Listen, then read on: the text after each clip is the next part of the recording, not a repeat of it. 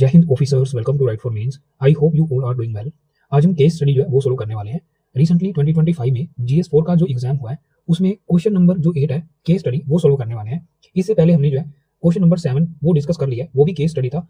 उससे पहले हमने 3 बेसिक क्लासेस की है जिसमें हमने आपको अच्छे से बताया है कि केस स्टडी की टाइप्स क्या होती हैं, क्या अप्रोच रहती है इसे लिखने में, क्या यूपीएससी हमसे डिमांड करता है जो हमने केस स्टडी को लिखते समय हमने ध्यान में रखना है, और कोई ऐसी मिस्टेक्स हैं जो हमने नहीं करनी जिससे हमें पेनल्टी जो है वो मिल सकता है। और एक केस स्टडी जो है एज ए सैंपल हमने जो है लिखा था। ठीक है, आज उसी अप्रोच को फॉलो करते हुए ये केस स्टडी ये भी सोल्व करने वाले हैं।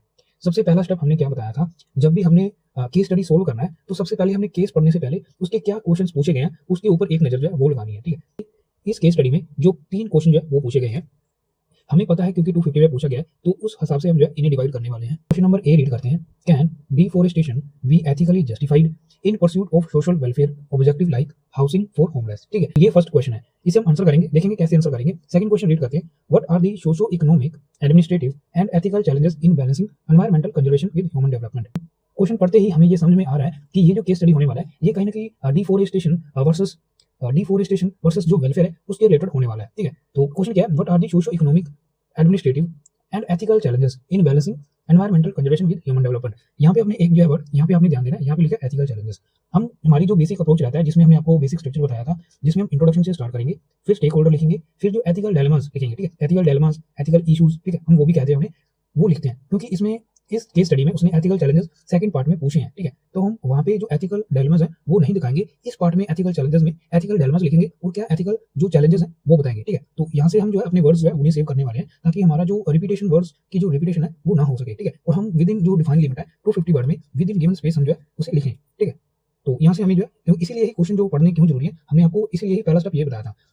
नेक्स्ट क्वेश्चन नंबर सी देखते हैं। What substantial alternatives or policy interventions can be proposed to ensure that both environmental integrity and human dignity are protected? ठीक है, तो बेसिकली जो बैलेंस्ड अप्रोच है, मिडिल पार्ट जो है वो पूछ रहा है in terms of substantial alternatives and policy intervention. तो ये हम थर्ड पार्ट में दिखाने वाले हैं, क्या पॉलिसी इंटरवेंशन रहेगा, क्या हम अल्टरनेटिव्स जो है वो यूज कर सकते हैं ताकि एनवायरमेंटल इंटीग्रिटी भी प्रमोट हो और जो ह्यूमन डिग्निटी है उसे भी प्रोटेक्ट किया जा सके। ठीक है, तो ये क्वेश्चंस हैं, इससे हमें क्या समझ में आ रहा है, हमें पता है हमारा जो इंट्रोडक्शन ये हम मस्ट लिखते हैं, स्टेक होल्डर हम लिखने वाले हैं और एग्जीक्यूशन प्लस कंक्लूजन। ठीक है, तो ये हमने एग्जीक्यूशन का पॉइंट आपको न्यू जो यूनिक पॉइंट है ये बताया, इसकी वजह से आपको जो एक्स्ट्रा मार्क्स है वो मिलेंगे, ये इन शॉर्ट लिखेंगे और कंक्लूजन। तो अगर हम इन्हें जो है इन्हें हम मिला दें तो हमारे जो क्वेश्चन के लगभग मैं कहूँगा 70 से 80 जो वर्ड्स हैं इन्हें प्रमोट करने वाले हैं, ये काफी इंपॉर्टेंट है। अगर हम एथिकल डायलेमास लिखते तो ये जो है 90 तक भी पहुंच सकता था। ठीक है, तो अच्छे खासे जो वर्ड्स हैं हम इन्हें दे रहे हैं, इन शॉर्ट में ही बताएंगे तो अच्छे से बताएंगे। ये 4 पार्ट हो गए 70 से 80 वर्ड, और बाकी जो वर्ड्स बचेंगे, ठीक है, लगभग 180 के आसपास जो वर्ड्स हैं वो अभी भी रिमेनिंग है हमारे पास, तो उन्हें जो है हम इनमें डिवाइड करेंगे 60 वर्ड जो ईच हम ये प्रोवाइड करने वाले हैं। तो इससे हमें जो है बेसिक ओवरऑल जो स्ट्रक्चर क्या रहेगा हमारे आंसर का वो पता चलने वाला है। तो ये हम विद इन 1 मिनट में, तो ये स्टार्टिंग के फर्स्ट 1 मिनट में हमें ये आइडिया हो जाना चाहिए। हम क्वेश्चन भी पढ़ेंगे, साथ ही साथ क्वेश्चन की क्या डिमांड है, क्या पूछा गया वो भी अंडरस्टैंड करेंगे, और साथ ही साथ क्या स्ट्रक्चर हमारा रहेगा, क्या स्ट्रक्चर जो बेसिक स्ट्रक्चर हम फॉलो करने वाले वो भी रहेगा। इसके बाद जो है हम आगे केस स्टडी जो उसे स्टडी करेंगे। तो अभी जो है हम केस स्टडी है वो स्टडी करने वाले हैं। आई होप आपको जो केस स्टडी है अच्छे से विजिबल होगा, कंप्लीटली विजिबल होगा पूरी स्क्रीन पे। तो रीड करते हैं क्या है जो केस स्टडी क्या है रीड करने वाले हैं। हमने आपको कहा था जब भी केस स्टडी पढ़ेंगे तो क्वेश्चन को पढ़ने के बाद तो फर्स्ट स्टेप हमारा यहाँ पे रहने वाला है, जब भी हम केस पढ़े तो हमें ध्यान में रखना है कि एक बार में जो केस है वो समझ में आ जाना चाहिए। ठीक है, स्पीड में पढ़ेंगे और साथ ही साथ जो स्टेक होल्डर्स हैं उन्हें सर्कल में करेंगे, और जहाँ पे भी हमें इशू लग रहा है कि यहाँ पे एथिकल इशूज है या कोई भी इशू इमर्ज हुआ है तो उसे हम अंडरलाइन करेंगे। ठीक है, line with directive principle of state policy enshrining in the Indian constitution. The government stakeholder has constitutional obligation to ensure basic need, roti, kapda और makan, food, cloth and shelter for the underprivileged. Pursuing this mandate, the district administration proposed clearing a portion of forest land and develop housing for the homeless and economically weaker section of society. They proposed land, however, is an ecological sensitive zone densely populated with age-old trees. ठीक है, तो यहाँ पे जो ethical issue है इसलिए हम इसे अंडरलाइन कर रहे हैं। ठीक है, तो इसे हम अंडरलाइन कर रहे हैं क्योंकि उन्होंने जो लैंड जो दिया है वो इकोलॉजिकल सेंसिटिव जोन में है जहाँ पे डेंसली पॉपुलेटेड जो ओल्ड एज ट्री है वो मौजूद है। आगे और भी मेडिकल प्लांट्स हैं, vital biodiversity. Beside these forest help to regulate microclimate and rainfall, provide habitat for wildlife, supports soil fertility and prevent land soil erosion, sustainable livelihood of tribal and nomadic community. In spite of ecological and social cost, the administration argue in favor of the said proposal by highlighting that this very initiative address fundamental human right as a critical welfare priority. Administration है जो administration है उसने favour किया कि ये जो initiative है ये मोस्ट इंपॉर्टेंट रहेगा, जो फंडामेंटल ह्यूमन राइट्स हैं as a critical welfare priority. तो उन्होंने जो प्रायोरिटी दी है वो फंडामेंटल जो ह्यूमन राइट्स हैं उन्हें दी है, ठीक है। तो यहाँ पे जो इशू है ये है, ठीक है। Beside it fulfil the government's duty, beside fill the government's duty to uplift and empower poor, तो यहाँ पे जो गवर्नमेंट की जो रिस्पॉन्सिबिलिटी है उसका इशू यहाँ पे हमें बताया गया है कि गवर्नमेंट जो अपनी ड्यूटी करेगा ताकि अपलिफ्टमेंट हो जो मार्जिनल सेक्शंस हैं उनका, पुअर्स का इंक्लूसिव ग्रोथ हो, ठीक है, वर्सेस एनवायरमेंट, ठीक है। तो यहाँ पे जो इशू है वो इमर्ज हो रहा है। फर्दर बताएंगे, further these forest areas have become unsafe due to wild animal threat and rescuing human life concerns, ठीक है। तो यहाँ पे आगे अनदर जो इशू है ह्यूमन लाइफ जो कॉन्फ्लिक्ट है, यहाँ पे एक इशू हो रहा है, ठीक है। यहाँ पे एक इशू था और यहाँ पे दूसरा, यहाँ पे तीसरा और यहाँ पे चौथा, ठीक है। तो वाइल्ड लाइफ जो कॉन्फ्लिक्ट है ये रहने वाला है। Lastly, clearing forest zones may help to curb anti social elements allegedly using these areas as hideouts, thereby enhancing law and order, ठीक है। तो हमें जो इस केस से समझ में आ रहा है कि इंडियन कॉन्स्टिट्यूशन में जो डीपीएसपीज है वो कहते हैं कि गवर्नमेंट की ये रिस्पॉन्सिबिलिटी है कि जो बेसिक नीड है ह्यूमंस की वो फुलफिल होनी चाहिए, ठीक है, जो वेलफेयर है वो होना चाहिए। लेकिन इस वेलफेयर को करने के लिए उन्हें जो है, जो पुअर्स है उन्हें जो है लैंड प्रोवाइड करने के लिए जो फॉरेस्ट है वो काटने पड़ रहे हैं, ठीक है। जो एडमिनिस्ट्रेशन है वो ये आर्गू करता है कि ये फंडामेंटल है, ठीक है, फंडामेंटल, ये काफी फंडामेंटल स्टेप है, ठीक है, जो ह्यूमन राइट्स हैं उन्हें जो है प्रमोट करने के लिए। तो वन साइड ये इशू है कि गवर्नमेंट ने ऐसा इनिशिएटिव क्यों फेवर किया, ठीक है, क्योंकि फॉरेस्ट जो है इकोलॉजिकल सेंसिटिव जोन है, वाइल्ड लाइफ एनिमल्स हैं, ठीक है। तो बायोडाइवर्सिटी लॉस है वो भी कहीं ज्यादा हो रहा है क्योंकि इतनी इंपॉर्टेंस भी दिखाई गई है। इशू, मेन इशू क्या है यहाँ पे हमने आपको बताया कि इकोलॉजिकल सेंसिटिव जोन है, काफी इंपॉर्टेंट रहता है, माइक्रो क्लाइमेट काफी इंपॉर्टेंस जो है उसने फॉरेस्ट की दिखाई है। इसके बावजूद भी इशू ये है कि एडमिनिस्ट्रेशन ने कैसे इसे फेवर कर दिया कि हम इसे काट के जो ह्यूमन जो लैंड है उसे यूज करने वाले, तो जो फॉरेस्ट की लैंड है वो ह्यूमंस के लिए यूज करने वाले, ठीक है। तो ये जो एथिकल चैलेंजेस है हमें समझ में आ गए। तो जल्दी से आंसर करते हैं हम कैसे जो आंसर है वो लिखने वाले हैं।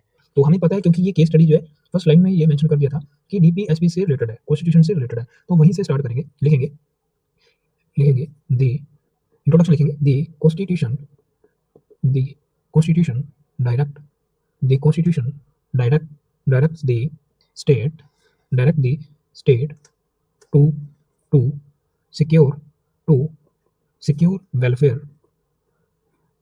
to secure welfare through housing comma, लिखेंगे वाई ये कॉन्स्टिट्यूशन जो है वो मैंडेट कर रहा है, ठीक है, जो कॉन्स्टिट्यूशन है वो डायरेक्ट कर रहा है डीपीएसपी के थ्रू स्टेट को कि उन्हें जो है जो वेलफेयर है वो सिक्योर करना है थ्रू हाउसिंग। आगे लिखेंगे वाई साइमल्टेनियसली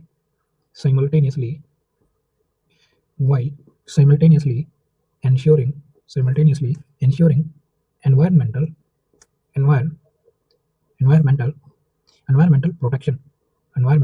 protection कोमा, आगे लिखेंगे necessitating ये नेसेसिटेट करता है बैलेंस क्योंकि कॉन्स्टिट्यूशन दोनों चीजें कहता है कि लोगों का वेलफेयर भी होना चाहिए और एनवायरनमेंट का प्रोटेक्शन जो है वो भी होना चाहिए, ठीक है। Balance between social justice comma, लिखेंगे ecological sustainability comma and inclusive growth, inclusive development. जब भी एनवायरनमेंट के ऊपर क्वेश्चन आए, एनवायरनमेंट वर्सेस डेवलपमेंट के ऊपर क्वेश्चन आए, तो ऐसा जो इंट्रोडक्शन है ये यूनिवर्सल रह सकता है, ठीक है। ये आपके ऊपर है, आप इसे कैसे यूज करते हो। हम इसे इंट्रोडक्शन में भी यूज करते हैं, हम इसे इंट्रोडक्शन में भी यूज कर सकते हैं और एज ए कंक्लूजन भी यूज कर सकते हैं, ठीक है।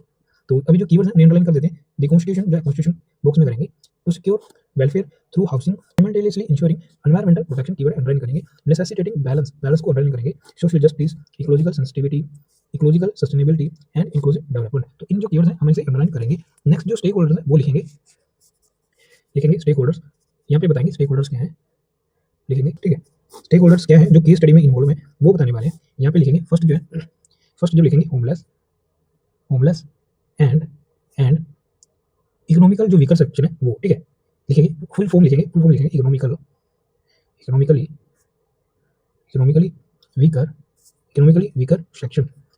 वीकर सेक्शन, ठीक है। तो ये हमने जो फर्स्ट जो स्टेक होल्डर वो बता दिए। नेक्स्ट बताएंगे यहाँ पे सेकंड लिखेंगे, सेकंड है ट्राइबल एंड जो नोमैडिक, लिखेंगे ट्राइबल एंड नोमैडिक कम्युनिटीज। तो ये हमने जो सर्कल किए थे जो स्टेक होल्डर्स थे केस स्टडी में उन्हें लिख रहे हैं कम्युनिटीज बॉक्स में करेंगे इस तरीके से।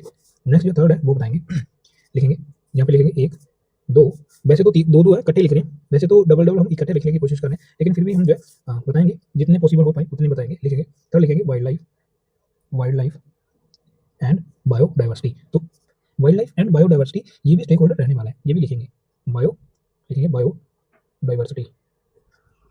बायोडाइवर्सिटी। बॉक्स में करेंगे। नेक्स्ट एक दो और बता देते हैं, यहाँ पे लिखेंगे इस तरीके से बताएंगे। जो डिस्ट्रिक्ट एडमिनिस्ट्रेशन है वो लिखेंगे डिस्ट्रिक्ट एडमिनिस्ट्रेशन। तो इसका भी एक दो बार जिक्र आया है तो इसलिए लिख रहे हैं डिस्ट्रिक्ट एडमिनिस्ट्रेशन, डिस्ट्रिक्ट एडमिनिस्ट्रेशन इस तरीके से लिखेंगे। और यहाँ पे हमने आपको ये बताया था जब भी ऐसी केस स्टडी हो तो गवर्नमेंट का भी जिक्र आया था। यहाँ पे नीचे आप गवर्नमेंट भी बता सकते हो, यहाँ पे लिखेंगे गवर्नमेंट, यहाँ पे आप गवर्नमेंट लिख दीजिएगा, डिस्ट्रिक्ट एडमिनिस्ट्रेशन एंड गवर्नमेंट। अभी यहाँ पे हम जो है जब भी हमने आपको कहा था ऐसा जो इश्यूज आए एनवायरमेंटल से रिलेटेड, लॉ से रिलेटेड, तो मीडिया जो है एज आप लिख सकते हो। यहाँ पे हम सिविल सर्विस लिखेंगे, जो सिविल सोसाइटी है वो लिखेंगे सिविल सोसाइटी, सिविल सोसाइटी, और जो एनजीओज है वो लिखेंगे civil society and NGOs, and यहाँ पे मीडिया भी बता देंगे, नीचे लिख देंगे मीडिया, ठीक है। तो ये भी कहीं ना कहीं जो स्टेक होल्डर है ये रहते हैं, ठीक है। नेक्स्ट एक जो है और बता देते हैं, यहाँ पे नीचे लिख देंगे, लिखेंगे जो फ्यूचर जनरेशन है वो, ठीक है। यहाँ पे लिखेंगे फ्यूचर जनरेशन, फ्यूचर जनरेशन। तो जो फ्यूचर जनरेशन है वो भी स्टेक होल्डर रहने वाला है, इसे हम बॉक्स में करेंगे। एक जो है और बता देते हैं, जब भी हमने कहा था जब भी लॉ से रिलेटेड, कॉन्स्टिट्यूशन से रिलेटेड कोई भी बात केस स्टडी में की गई हो तो जो जुडिशरी है वो भी स्टेक होल्डर रहने वाला है। तो यहाँ पे लिखेंगे पब्लिक एंड जुडिशरी भी साथ में लिखेंगे, जुडिशरी, ठीक है, जुडिशरी, इसे भी हम बॉक्स में करेंगे। ऐसी जो इमेज में हमने इतनी स्पेस में, आप देख रहे हो इतनी स्पेस में हमने जो मैक्सिमम जो स्टेक होल्डर्स हैं वो लिखने की कोशिश की है। आपने भी ऐसे ही जो है लिखने की कोशिश करनी है, ठीक है। इसे हम बॉक्स में कर सकते हैं इस तरीके से, स्टेक होल्डर जो है इस तरीके से, ठीक है। इससे अच्छे से हाईलाइट हो जाएगा कौन से स्टेक होल्डर्स हैं वो हमने बताया। नेक्स्ट पहले हम यहाँ पे जो एथिकल डायलेमास है थर्ड नंबर पे वो लिखते थे, लेकिन क्योंकि उसने सेपरेटली क्वेश्चन नंबर सेकंड में उसने एथिकल चैलेंजेस जो है वो पूछे, वो अभी हम वहाँ पे लिखेंगे, ठीक है। तो अपने जो वर्ड्स हैं वो वेस्ट नहीं करेंगे। नेक्स्ट अभी हम जो आंसर करने वाले हैं लिखेंगे आंसर, जो फर्स्ट पार्ट है आंसर ए पार्ट, ठीक है, उसे आंसर करने वाले हैं। अच्छे से बॉक्स में कर दीजिए ताकि इवैल्यूएटर को अच्छे से नजर आना चाहिए कि किस क्वेश्चन का आंसर जो है एस्पिरेंट्स लिख रहे हैं, ठीक है। क्वेश्चन क्या था हम आपको रीड करके बता देते हैं क्या क्वेश्चन पूछा गया था। क्वेश्चन नंबर 1 को एड्रेस करने के लिए वो था, can deforestation be ethically justified in the pursuit of welfare objective, in the pursuit of social welfare objectives like housing for homeless, ठीक है।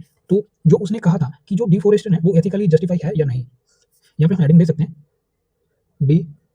Deforestation versus social welfare, social welfare, ठीक है, सोशल वेलफेयर, ये हमारी हेडिंग है, ठीक है। ये हमने एथिकल जो डायलेमा है वो भी लिखा है, लेकिन ये हमारा हेडिंग है जो क्वेश्चन में ही पूछा गया है। इसका एथिकल जस्टिफिकेशन पूछा है डिफोरेस्टेशन का वर्सेस जो सोशल वेलफेयर है जैसे हाउसिंग फॉर होमलेस। तो ये हम अच्छे से डिस्कस करने वाले हैं।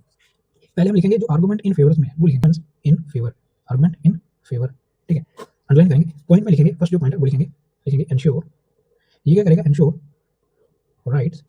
Right to housing, right to housing and dignity. अगर हम फॉरेस्ट को काटते हैं, ठीक है, तो इसके वजह से जो प्लान है, जो डेवलपमेंट प्लान है जिसे मंजूरी दी गई है, उसे क्या होगा, हाउसिंग एंड डिग्निटी जो है वो इंश्योर होने वाला है, ठीक है, डिग्निटी। तो यहाँ पे हम जो आर्टिकल्स हैं वो भी मेंशन कर देते हैं, यहाँ पे लिखेंगे आर्टिकल्स।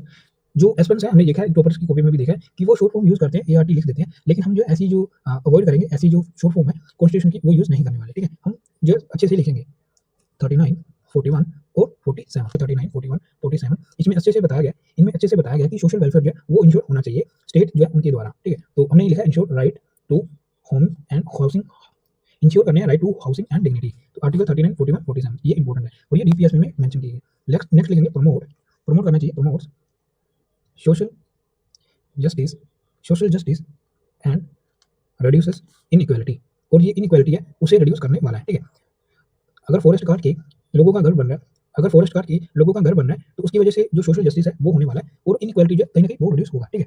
तो ये हमने जो आर्गुमेंट इन फेवर है जो क्वेश्चन में पूछा था, जो अगेंस्ट रहने वाले आर्गुमेंट्स अभी वो बताएंगे, ठीक है, अंडरलाइन करेंगे। फर्स्ट जो पॉइंट है यहाँ पे लिखेंगे अच्छे से, violets environmental duties, environmental duties. यहाँ पे हमने जो यूज किया एनवायरमेंटल ड्यूटीज, ये यूज किया है। जब हम एथिकल जस्टिफिकेशन देंगे तो हम एनवायरमेंटल एथिक्स जो है वो यूज करेंगे, वोलेट करेगा एनवायरमेंटल जो ड्यूटीज है उन्हें। जब हम इसकी एथिकल जस्टिफिकेशन देंगे वहाँ पे हम बताएंगे कि कैसे ये वोलेट कर रहा है एनवायरमेंटल एथिक्स को, ठीक है। तो ऐसे जो रिपीटेशन ऑफ वर्ड्स ना हो तो हम इसलिए यहाँ पे एथिकल ड्यूटीज ये वर्ड लिखा है, ठीक है। और कॉन्स्टिट्यूशन की जो लैंग्वेज है वो यूज कर रहे हैं। आर्टिकल्स बताएंगे कौन कौन से, नीचे लिख देंगे 48, ठीक है, ये स्पेशली जो 41A ये एनवायरमेंट से रिलेटेड है और आप मुझे कमेंट में बताइएगा कि कौन से अमेंडमेंट से जो 48A जो है ये ऐड किया गया था।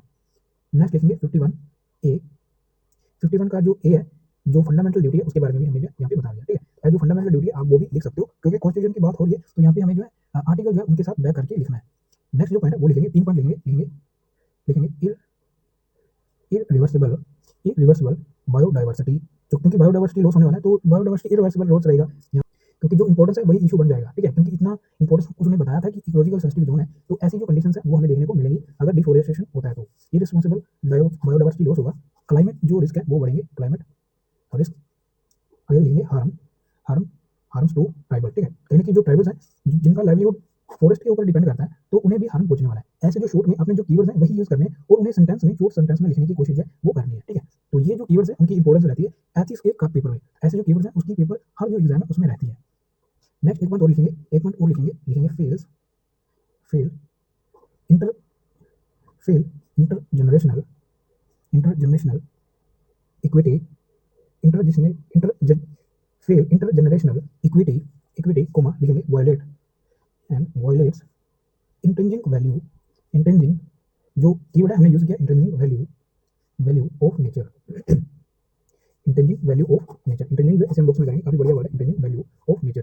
फेल करेगा इंटरजेनरेशनल जो इक्विटी है वो, और वायलेट करेगा इंट्रिंसिक जो वैल्यू है नेचर का वो, ठीक है।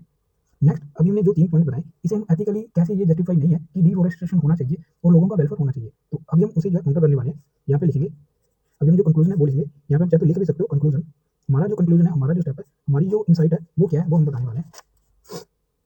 लिखेंगे नॉट, लिखेंगे not, not ethically, not ethically justified, not ethically justified. तो हमने बता दिया ये एथिकली जस्टिफाई क्यों नहीं है, जस्टिफाई यहाँ पे लिखेंगे क्योंकि जो अभी हम एथिक्स जो है उसकी जो टर्मिनोलॉजी है, जो उसकी जो एथिक्स की जो टर्मिनोलॉजी है अभी हम वो यूज करेंगे और साथ ही साथ जो थ्योरीज है वो भी यूज करने वाले हैं। लिखेंगे utilitarian, utilitarianism, utilitarianism favours, favours long term, long term, long term welfare, जो लॉन्ग टर्म वेलफेयर है उसके ऊपर फोकस करना चाहिए, यूटिलिटेरियन जो थ्योरी है ये कहता है, ठीक है। तो अगर हम डिफॉरेस्टेशन करेंगे तो ये वॉयलेट हो जाएगा, तो ये हमने जो यूज किया यूटिलिटेरियनिज्म, ठीक है। आगे यूज करेंगे डिओन्टोलॉजिकल, लिखेंगे deontology, deontology upholds, upholds duty to, duty to both, both human, human and nature, ठीक है। तो जो हमारी ड्यूटी है, डिओन्टोलॉजी हमारी जो अप्रोच रहनी चाहिए वो टुवर्ड ह्यूमंस एंड नेचर दोनों के प्रति रहता है, ठीक है। तो ऐसा जो कंटेंट है उनका जो कंसेप्ट है डिओन्टोलॉजी वो हम यूज किया है, वो हमने यूज किया। नेक्स्ट बताएंगे deep, deep ecology, deep ecology. तो हमने जो डीप, डीप इकोलॉजी है वो भी यूज करने की कोशिश हम कर रहे हैं। डीप इकोलॉजी ये क्या कहता है, ये कहता है कि जो वैल्यूज हैं, values, values deep ecology values forest intrinsically, intrinsically, ठीक है। जो इंट्रिंसिकली डीप इकोलॉजी है ये वैल्यू करता है फॉरेस्ट को, ठीक है। नेक्स्ट अभी हम जो एथिकल जस्टिफिकेशन है वो हमने बता दिया कि not justify, not ethically justify, जी हमने जो ऊपर बताया है कि can deforestation be ethically justify, तो उसका आंसर है नहीं, ठीक है। तो वो हमने यहाँ पे कंक्लूजन में बता दिया, अच्छे से एक्सप्लेन कर दिया। नेक्स्ट जो आंसर नंबर बी है वो करने वाले हैं, आंसर नंबर बी लिखेंगे यहाँ पे अच्छे से बॉक्स में करेंगे, ठीक है। आप चाहे तो यहाँ पे जो अंडरलाइन है वो भी कर सकते हो इस तरीके से, ताकि हमारा जो एक आंसर है वो कंप्लीट हो चुका है। नेक्स्ट हम आंसर नंबर बी करने वाले हैं, लिखेंगे क्वेश्चन नंबर बी क्या था, हमारे एक बार आपको रीड करके बता देते हैं। बी था what are the socio economic, administrative and ethical challenges in balancing environmental conservation with human development. तो क्या सोशो इकोनॉमिक चैलेंजेस हैं वो बताने हैं, एडमिनिस्ट्रेटिव चैलेंजेस क्या है वो बताने हैं, और एथिकल चैलेंजेस क्या है वो बताने हैं। बेसिकली 3 डिमांड्स है वो पूछ रहा है, environmental conservation versus human development है उसके बीच में। तो फर्स्ट जो हमारा हेडिंग रहेगा वो रहेगा socio economic, socio economic challenges, socio economic challenges क्या है वो हम बताने वाले हैं। 3 पॉइंट जो है शॉर्ट में हम सभी के लिखने वाले हैं, ठीक है। ये हमारा सेकंड पेज है और हमारे पास आगे 2 पेज हैं, तो हम जो है स्पेस में लिखने वाले हैं, ठीक है। यहाँ पे हम जो फर्स्ट पॉइंट है वो लिखेंगे, लिखेंगे पॉइंट्स में ही लिखेंगे डिस्पोजल, ताकि अच्छे से हमारा जो स्पेस है उसका यूटिलाइजेशन हो। Displacement, displacement of tribals, tribals and, tribals and nomads, and nomads. Next जो केस स्टडी में मेंशन था वही यूज करेंगे, human wild life, wild life conflict, human wild life conflict. अगर डिफोरेस्टेशन जो है नहीं होता, ठीक है, अगर जो डिफोरेस्टेशन नहीं होता उसी के बीच में जो घर है वो बना दिए जाते हैं, तो ह्यूमन वाइल्ड लाइफ जो कॉन्फ्लिक्ट है ये रहने वाला है, ठीक है। तो ये ओवरऑल पॉइंट भी है ह्यूमन वाइल्ड लाइफ, तो ये ओवरऑल पॉइंट भी रहने वाला है ह्यूमन वाइल्ड लाइफ कॉन्फ्लिक्ट, ठीक है। तो अलग अलग डायमेंशन में आपको जो केस स्टडी में दिया गया है जस्ट वही लिखना है। नेक्स्ट बताएंगे, अभी हमने जो फर्स्ट जो डिमांड है सोशो इकोनॉमिक चैलेंजेस वो बता दिए। नेक्स्ट जो क्वेश्चन की सेकंड डिमांड रहेगी वो बताएंगे एडमिनिस्ट्रेटिव, एडमिनिस्ट्रेटिव, एडमिनिस्ट्रेटिव चैलेंजेस। तो एडमिनिस्ट्रेटिव चैलेंजेस क्या है वो बताएंगे। यहाँ पे भी हम जो 2-3 पॉइंट है वो लिखेंगे। For pressure for quick welfare, जो क्विक वेलफेयर है वो करने का प्रेशर आएगा, एडमिनिस्ट्रेटिव चैलेंज है, ये केस स्टडी में भी दिया गया है। क्विक वेलफेयर डिलीवरी, यहाँ पे लिखेंगे कि quick welfare delivery versus, versus lengthy, versus lengthy clearance, lengthy clearance, lengthy clearance versus जो प्रेशर है क्विक वेलफेयर डिलीवरी का, ठीक है। तो ये फर्स्ट जो एथिकल जो एडमिनिस्ट्रेटिव चैलेंज है वो हमने बता दिया। सेकंड बताएंगे, लिखेंगे poor, poor coordination, poor coordination. ये आपने अपना जो माइंड है वो यूज करके ऐसे जो पॉइंट्स है ये आपने यूज करने हैं, ठीक है। ये आपने अपने आप से, अपने हिसाब से डेवलप करने हैं। पुअर कोऑर्डिनेशन रहेगा, लिखेंगे poor coordination between, between, between departments, between departments. तो यहाँ पे भी हमें ये चैलेंज देखने को मिल सकता है कि अच्छे से हमें पता है, केस स्टडी में दिया गया है कि ये इकोलॉजिकल सेंसिटिव जोन है, लेकिन कहीं भी ये बात नहीं कही कि जो फॉरेस्ट डिपार्टमेंट है वो क्या करने वाला है इसको लेके, ठीक है। इसलिए जो पुअर कोऑर्डिनेशन है, यहाँ हम कह सकते हैं कि पुअर कोऑर्डिनेशन रहेगा जो डिपार्टमेंट्स हैं उनसे लेके, ठीक है। जो फॉरेस्ट मिनिस्ट्री है उसका डायरेक्ट लिखने की कोशिश करते हैं, लिखेंगे ministries ministries of tribal, ministry of tribal welfare welfare versus versus housing housing development, housing development, ठीक है। तो ऐसे जो है आपने एग्जाम में जब भी आपका माइंड चले तो ऐसे जो डिमेंशंस में आपने सोचने की कोशिश करनी है, ठीक है। देखिए miss use of land land for for commercial purpose, तो ऐसा भी हमें जो इशू है वो देखने को मिल सकता है। कमर्शियल पर्पस के लिए जो लैंड है वो यूज हो सकता है, miss use of land for commercial purposes, ठीक है। तो ये भी कहना कि जो एडमिनिस्ट्रेटिव चैलेंज है ये रहने वाला है।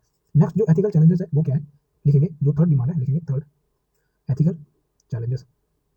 एथिकल चैलेंजेस क्या है वो बताएंगे। फर्स्ट लिखेंगे वही जो पॉइंट की अप्रोच है वही फॉलो करेंगे। अभी हम जो 3-4 कोशिश करेंगे, 3 से 4 जो अच्छे जो एथिकल डायलेमास हैं वो बताने की कोशिश करें। और यहाँ पे हमारा जो फर्स्ट वीडियो है, फर्स्ट पार्ट है जिसमें हमने आपको लॉ से रिलेटेड जब भी जो केस स्टडी आई तो उसमें जो एथिकल डायलेमास है वो बताने वाले हैं। यहाँ पे भी आपको जो एनवायरमेंटल एथिक्स के रिलेटेड जो इश्यूज देखने को मिलते हैं उसके एथिकल डायलेमास क्या रहेंगे वो देखने को मिलेंगे। फर्स्ट लिखेंगे justice, justice versus utility, justice हो या यूटिलिटी हो, तो इसमें बीच में एक चूज करना है। ये हमने क्यों लिखा, लिखेंगे इमीडिएट इमीडिएट पुअर, इमीडिएट जो पुअर है उन्हें देखें या वर्सेस लार्ज सोसाइटी है उसे देखें, लार्जर इंटर। तो ऐसे जो शॉर्ट पॉइंट्स है आपने इसे लिखने की कोशिश करनी है, बड़े बड़े सेंटेंसेस एक्सप्लेन करने की जरूरत नहीं है। शॉर्ट एक्सप्लेनेटरी जो पॉइंट है वैसा लिखने की हैबिट जो आपने बनानी है। यहाँ पे आपको अच्छी जो इंसाइट है आई होप मिल रही होगी। नेक्स्ट जो पॉइंट है वो लिखेंगे inter generational equity, inter generational equity. तो ऐसे जो कीवर्ड्स हैं हमें यूज करने, लिखेंगे जो एनवायरमेंट से रिलेटेड है, ठीक है। ठीक है, इंटर जनरेशनल इक्विटी में लिखेंगे फ्यूचर फ्यूचर राइट्स, यानी चलिए लिखेंगे फ्यूचर राइट्स सेक्रीफाइस्ड, जो फ्यूचर राइट है वो सेक्रीफाइस होने वाले हैं। तो ये भी हमने छोड़ में बता दिया। नेक्स्ट एक पॉइंट और लिखेंगे, ये हम जो अपनी स्पेस है उसे कवर करने के लिए ये जो पॉइंट है ये लिख रहे हैं, ठीक है, ताकि अच्छे से स्पेस यूटिलाइजेशन हो और हमारा जो रिप्रेजेंटेशन का तरीका है वो भी बढ़िया लगे। नेक्स्ट पॉइंट लिखेंगे rights duties, right versus duty explain करेंगे। शेल्टर प्रोवाइड करें, लिखेंगे शेल्टर प्रोवाइड करें वर्सेस एनवायरमेंट को देखें, shelter versus environment conservation, environment conservation. ऐसे जो पॉइंट है आपने जनरेट करनी है, ठीक है। Environment conservation, shelter versus environment conservation, लिखेंगे लॉ वर्सेस कंपैशन, ठीक है। तो ये भी एथिकल जो डायलेमा ये रहने वाला है, लॉ वर्सेस कंपैशन। क्यों रहने वाला है, लीगल मैंडेट, लीगली हम मैंडेट करें, जो लॉ है उसे फॉलो करें, वर्सेस एम्पैथी जो है वो देखें, empathy PATHY versus empathy, empathy को फॉलो करें जहाँ लीगल जो मैंडेट है जो लॉ है उसके हिसाब से काम करें। तो अच्छे से बुक्स में करेंगे। आंसर सी, यहाँ पे आप लाइन जो है वो लगा सकते हो, ठीक है। क्वेश्चन में पूछा था व्हाट सब्सटेंशियल अल्टरनेटिव्स और policy interventions can be proposed, तो बेसिकली उसने जो क्या अल्टरनेटिव्स हो सकते हैं, क्या पॉलिसी इंटरवेंशन हो सकता है वो हमें बताना है, ठीक है। तो वो हमें बताना है, बेसिकली जो बैलेंस्ड अप्रोच है वो पूछ रहा है। तो पॉइंट्स में लिखेंगे, चाहे तो हम हेडिंग भी दे सकते हैं, यहाँ पे हेडिंग लिखेंगे, लिखेंगे जो उसने कहा है सब्सटेंशियल, लिखेंगे सब्सटेंशियल अल्टरनेटिव्स, अल्टरनेटिव्स स्लैश देख के लिखेंगे policy, policy intervention, policy intervention, polity intervention, ठीक है। तो हम इसे जो एक्सप्लेन करने वाले हैं। नेक्स्ट जो फर्स्ट लिखेंगे यहाँ पे लिखेंगे, अभी हम जो नंबर है वो यूज करेंगे, लिखेंगे फर्स्ट जो पॉइंट लिखेंगे इन सेतु डेवलपमेंट।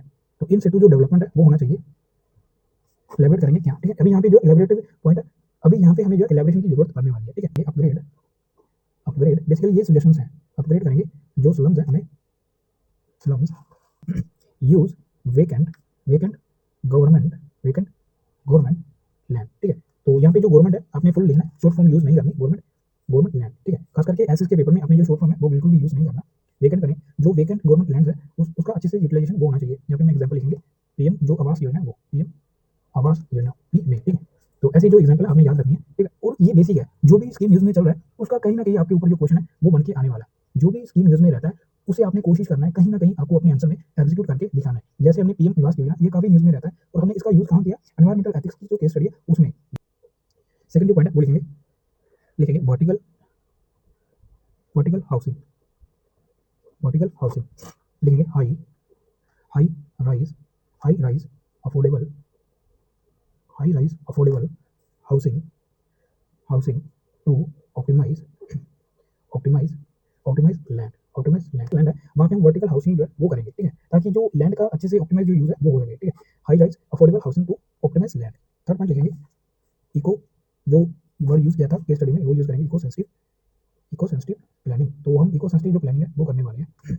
इसमें हम क्या करेंगे, बफर, बफर हाउसिंग, जो बफर हाउसिंग है वो करना चाहिए, वो करेंगे ग्रीन बेल्ट्स, ग्रीन बेल्ट्स ये करेंगे आगे लिखेंगे एफोरेस्टेशन, ये भी हम साथ में करेंगे, एफोरेस्टेशन, ठीक है, एफोरेस्टेशन, ग्रीन बेल्ट, एफोरेस्टेशन। तो ऐसी जो इको सस्टेन प्लानिंग है, ऐसी जो प्रैक्टिसेस हैं हम फॉलो करने वाले हैं, ये सेल्फ एक्सप्लेनेटरी है, इसे एक्सप्लेन करने की जरूरत भी नहीं है। फोर्थ पॉइंट है वो लिखेंगे community community based forest forest management, community based forest management.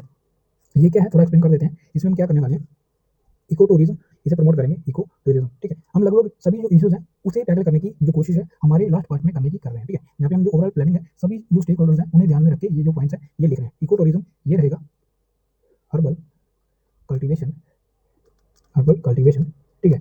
तो ये रहने वाला है हर्बल कल्टीवेशन। और यहाँ नीचे लिख देंगे लाइवलीहुड जनरेशन, लिखेंगे जो ट्राइबल्स हैं उनका भी ध्यान रखना है, livelihood livelihood generation, livelihood generation, ठीक है। तो नेक्स्ट जो पॉइंट है वो लिखेंगे land banks and GIS mapping, जिसके ऊपर क्वेश्चन जो है अभी यूपीएससी में पूछा गया, ठीक है। तो ऐसे ही जो इंपॉर्टेंस है क्वेश्चन में जो लैंग्वेज यूज की गई है, ठीक है, जो एथिक्स में अलग अलग जो क्वेश्चन पूछे जाते हैं जीएस में, उसकी जो की टर्मिनोलॉजी है जिसके ऊपर जो क्वेश्चन पूछे जा रहे हैं आपने वो यूज करने हैं इन द आंसर, ठीक है। तो हमने जो अभी जीआईएस मैपिंग के ऊपर क्वेश्चन पूछा गया तो वो यूज कर रहे हैं अपना, तो वो यूज कर रहे हैं हम इस आंसर में, अपने इस आंसर में लिखेंगे आइडेंटिफाई करेंगे नॉन फॉरेस्ट जो बैरन लैंड है वो, ठीक है। तो हम इस टेक्नोलॉजी की वजह से बैरन लैंड है ये आइडेंटिफाई करेंगे, तो ठीक है। हमने यहाँ पे टेक्नोलॉजी का पॉइंट जो है, हमारी जो इनसाइट क्या है, हम जो मॉडर्न सोसाइटी के जो लोग हैं, हमने जो मॉडर्न पॉइंट है जीएस मैपिंग ये भी बता दिया, ठीक है। तो इससे जो एवल्यूएटर है वो खुश होने वाला है। नेक्स्ट जो पॉइंट है वो लिखेंगे 6 पॉइंट, एक पॉइंट और ऐड करेंगे क्योंकि पॉलिसी इंटरवेंशन पूछा है, तो यहाँ पे हमें अच्छे खासे जो पॉइंट्स है वो रहने चाहिए, कम से कम 5-6 पॉइंट तो यहाँ पे हमें लिखने हैं इन शॉर्ट। 6 पॉइंट लिखेंगे habitat habitat habitat for habitat principle. तो ये कुछ प्रिंसिपल है, ये हमने कोड कर दिया हैबिटेट प्रिंसिपल। तो ऐसा भी आप कहीं भी यूज कर सकते हो जब भी एथिक्स का क्वेश्चन आपसे पूछा जाए, ठीक है। जब भी आपको ऊपर जब भी एनवायरमेंट का क्वेश्चन पूछे तो ऐसे जो वर्ड हैं आप यूज कर सकते हो। यहाँ ये क्या कहता है लिखेंगे कंपनसेटरी, अगर किसी की लैंड जो है वो जा भी रही है तो कंपनसेटरी जो एफोरेस्टेशन है ये होना चाहिए, ये मस्ट है, एफोरेस्टेशन कोमा, अगर लिखेंगे इकोलॉजिकल रिस्टोरेशन, ठीक है। अंडरलाइन करेंगे कंपनसेटरी एफोरेस्टेशन। तो ये हमने बताए हैं क्या जो सब्सटेंशियल अल्टरनेटिव्स हो सकते हैं, क्या पॉलिसी इंटरवेंशन हम कर सकते हैं, ठीक है। तो ये हमने ओवरऑल जो इशू है उसे रिजोल्व करने की कोशिश की है। नेक्स्ट इसका जो एग्जीक्यूशन हम कैसे करेंगे, वो जो यूनिक पॉइंट है हमारा वो लिखेंगे, यहाँ पे लिखेंगे, अभी बॉक्स में लिखेंगे, यहाँ पे लिखेंगे इमीडिएट, ठीक है। इमीडिएट हम क्या करेंगे, बुक्स में करेंगे, इमीडिएट हम क्या करेंगे, स्टॉप जो क्लियरेंस है वो करने वाले हैं, स्टॉप क्लियरेंस। आगे बताएंगे कंसल्ट करेंगे स्टेक होल्डर से। ये जो इशू से रिलेटेड है, केस स्टडी से रिलेटेड नहीं है, जो मेन इशू है उसकी वजह से जो एग्जीक्यूशन क्या रह सकता है in future in real situation वो बताने की कोशिश कर रहे हैं। इसका आप लिंक या केस स्टडी से मत मान लीजिएगा, ये केस स्टडी से रिलेटेड जो एग्जीक्यूशन हो सकता है ये हमारा ऑफिसर वाला जो इंसाइट है वो हम केस स्टडी में प्रोवाइड करने की कोशिश कर रहे हैं इन शॉर्ट, ठीक है। कंसल्ट करेंगे स्टेक होल्डर के साथ, स्टेक होल्डर्स, ये आपकी सजेशंस में भी आपको काम आने वाला है आगे। यूज करेंगे गवर्नमेंट लैंड, जो गवर्नमेंट की लैंड है वो यूज करेंगे। नेक्स्ट हमारा जो शॉर्ट टर्म जो विजन है वो क्या है, शॉर्ट टर्म के लिए शॉर्ट टर्म, ठीक है। और आगे हमारा जो है लॉन्ग टर्म, यहाँ पे लिखेंगे लॉन्ग टर्म, ठीक है। तो ये जो स्लम है हम उसे अपग्रेड करेंगे, स्लम अपग्रेड। और क्या करेंगे, जीआईएस जो मैपिंग है ये करने वाले, ये हमारा शॉर्ट टर्म गोल रहेगा, जीआईएस मैपिंग। और क्या रहेगा, इको सेंसिटिव जो मॉडल्स हैं वो रहने वाले, इको सेंसिटिव मॉडल्स, ठीक है। और लॉन्ग टर्म हमारा क्या विजन रहेगा, वो रहेगा लैंड बैंक, ठीक है, ताकि जो वाइल्ड लाइफ कॉन्फ्लिक्ट है, ह्यूमन वाइल्ड लाइफ कॉन्फ्लिक्ट है वो ना हो। नेक्स्ट लिखेंगे जो एफोरेस्टेशन है वो लिखेंगे एफोरेस्टेशन, तो इसे भी जो है टाइम लगता है एफोरेस्टेशन जो करने में। और क्या लिखेंगे, कम्युनिटी लाइवलीहुड, लिखेंगे कम्युनिटी लाइवलीहुड। यहाँ पे आपको जो स्मार्टली अपने जो फोन साइज है वो छोटा करके लिखने की कोशिश करनी है ताकि जो हमारे मैक्सिमम जो पॉइंट है वो कवर हो पाए, ठीक है। तो इसे हम जो है बॉक्स में करने वाले हैं, ठीक है। और इसका जो नेम है यहाँ पे आप ले लीजिएगा, ये फिगर क्या है, एग्जीक्यूशन, बस इतना ही लिखना है, ठीक है, कीवर्ड्स ही लिखने हैं।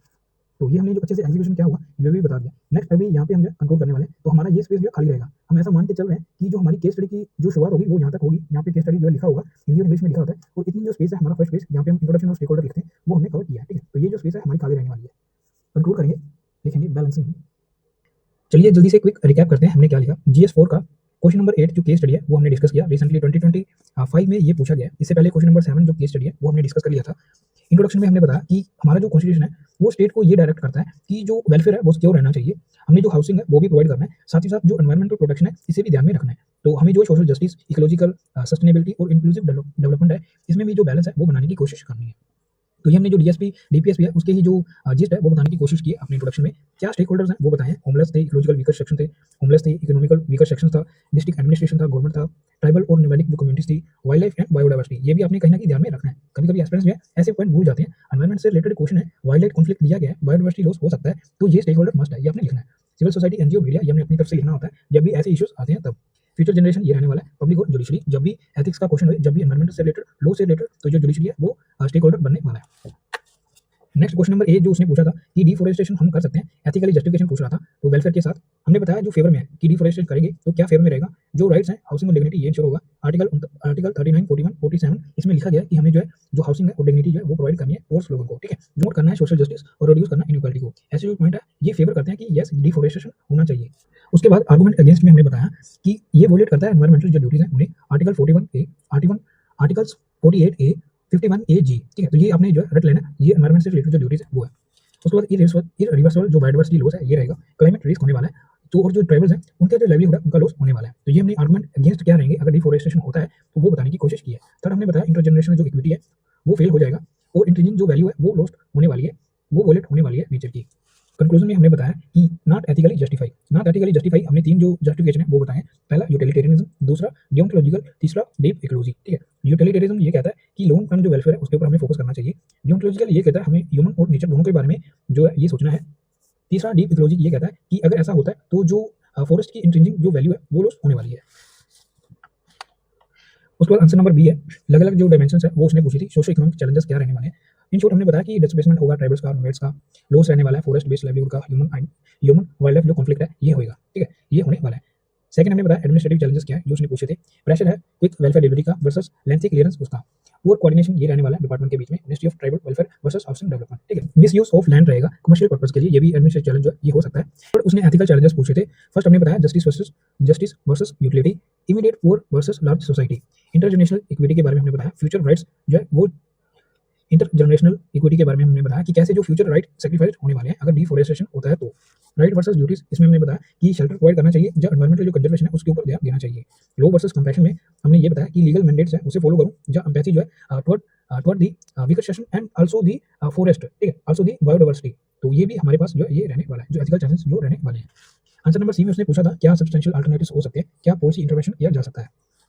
सजेशंस में हमने ये बताया कि क्या हम कर सकते हैं। फर्स्ट हमने बताया इन सिटू डेवलपमेंट ये होना चाहिए, हमें अपग्रेड करना चाहिए जो स्लम्स हैं उन एरियाज को, यूज करना चाहिए जो गवर्नमेंट की वेकेंट लैंड है वो। एग्जांपल में हमने बताया पीएम आवास योजना के अंडर ये काम हमें करना चाहिए। सेकंड हमने बताया वर्टिकल हाउसिंग ये रहना चाहिए ताकि कम स्पेस में ताकि जो लैंड है उसका अच्छे से ऑप्टिमाइजेशन वो हो सके और high rise of affordable house या वो हम प्रोवाइड कर सकें पुअर पीपल्स को। नेक्स्ट हमने बताया इकोलॉजी, इको सेंसिटिव प्लानिंग ये रहना चाहिए, बफर हाउसिंग वो होना चाहिए, ग्रीन बेल्ट्स होना चाहिए, और एफोरेस्टेशन ये भी आपने मस्ट है, ये पॉइंट लिखना है, ये होना चाहिए। फोर्थ हमने बताया कम्युनिटी बेस्ड जो फॉरेस्ट मैनेजमेंट है वो होना चाहिए, इसमें हम इको टूरिज्म ये प्रमोट कर सकते हैं, हर्बल कल्टीवेशन ये रहना चाहिए, लाइवलीहुड जनरेशन जो है ये हम कर सकते हैं, ठीक है, ताकि जो इकोलॉजिकल बैलेंस जो है वो बना रहे। इसके बाद हमने बताया land bank and GS mapping जो टेक्नोलॉजी है वो यूज करनी चाहिए ताकि जो नॉन फॉरेस्ट बैरन लैंड है उसे अच्छे से यूज कर पाए हम in the housing development. Sixth point हमने बताया हैबिटेट फॉर हैबिटेट प्रिंसिपल, ये क्या कहता है, कंपनसेटरी एफोरेस्टेशन ये रहना चाहिए, इकोलॉजिकल रिस्टोरेशन इसके ऊपर हमें ध्यान देना चाहिए। तो ये सजेशन थे, पॉलिसी इंटरवेंशन थे जो कीवर्ड्स हमने यूज किए हैं अपने आंसर में। ऐसा भी जब भी क्वेश्चन आए एथिक्स के ऊपर, जब भी क्वेश्चन आए एनवायरमेंटल एथिक्स के ऊपर, तो ये जो आपको पॉइंट हमने 6 बताए हैं ये आपने अच्छे से रट लेने, ठीक है, यही आगे यूज होने वाले हैं। एग्जीक्यूशन कैसे रहेगा हमारा वो हमने बता दिया। इमीडिएट हम क्या करेंगे, शॉर्ट टर्म में क्या करेंगे, लॉन्ग टर्म में क्या करेंगे। इमीडिएट हम करेंगे जो क्लियरेंस है उसे हम स्टॉप करेंगे, कंसल्ट करेंगे जो स्टेक होल्डर्स उनके साथ, गवर्नमेंट जो लैंड है वो यूज करने वाले हैं। शॉर्ट टर्म में क्या करेंगे, स्लम्स जो अपडेट है हमें वो करने चाहिए, जीएस मैपिंग करेंगे, इको सेंसिटिव मॉडल्स हैं वो रेडी करने वाले हैं। लॉन्ग टर्म में हम ये ध्यान रखेंगे कि लैंड बैंक जो है वो अच्छे से डेवलप हो, एफोरेस्टेशन ये रहना चाहिए, और कम्युनिटी जो लाइवलीहुड है वो इंपैक्टेड नहीं रहना चाहिए, उसके ऊपर भी हम फोकस करने वाले हैं। तो ये हमने एग्जीक्यूशन कैसे करने वाले हैं वो भी हमने बता दिया। कंक्लूजन में हमने बताया है balancing utilitarian welfare with deontological duties and revolution justice ensure dignity while upholding environmental ethics for future generations, ठीक है। तो ऐसा जो कंक्लूजन है आप लिख सकते हो। ये था कंप्लीट केस स्टडी का सॉल्यूशन, कैसे हमने केस सोल्व करना है, किन चीज़ों का हमने ध्यान रखना है, कैसे हमने जो अपने वर्ड्स हैं कीवर्ड्स हैं वो यूज करने हैं, ठीक है, कैसे हमने अच्छे से स्पेस यूटिलाइजेशन करना है, किस फॉर्मेट में लिखना है। आई होप आपको अच्छे से इसके जो आंसर्स हैं वो मिल रहे होंगे। Thanks for watching.